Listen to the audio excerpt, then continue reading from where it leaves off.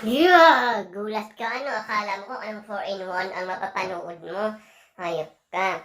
Ngayon, puyat na puyat ako. Hindi sa kapapanood ng 4-in-1 na yan. Kundi dahil sa 4-in-1 na kape na to.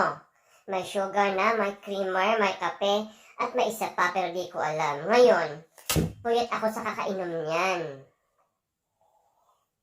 Hindi ako natutulog. Kasi alam nyo, hindi ko siya napanood, nakita ko lang sa mga Facebook na post na ang mga yan.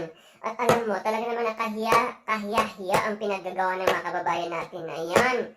Tuloy ako na dalagang Pilipina, apektado, kung ano na lang ang sabihin sa akin ng mga katrabaho ko pag nakita yung mga video na yan. Diyos ko Lord. Baka naman kayo mga Pilipina kayo, may mga asawa ko at mga anak sa Pilipinas. Tignan yung pinaggagawa nyo, imbis na magtrabaho kayo sa kapakanan ng pamilya nyo. Anong pinaggagawa nyo? Kung anong pinapakita nyo sa internet? Diyos ko Lord. Nako, tigil-tigilan na yan. Nako. May matutulfo na naman. Tingin ko may matutulfo na naman dito. Pero anyway, short message lang. Please, wag niyong tularan yung pinaggagawa ng mga Pilipina na yan. Kakahiya. Alam mo ba naman ang mga Pilipina, noon na hardworking ang Pilipina, di ba, sa buong mundo. Pero ngayon, sikat na naman ang Pilipina dahil sa pinaggagawa ng kababayan natin. Dahil sa skandal na yan.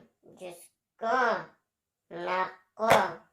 But anyways, short message lang. Huwag tularan, magtrabaho ng galing sa pawis para may maipakain, mapadala sa Pilipinas sa pamilya natin. Huwag yung easy money na kung ano-anong kababalagan ang pinagagawa niyo, mga hayop kayo. Yun lang, salamat.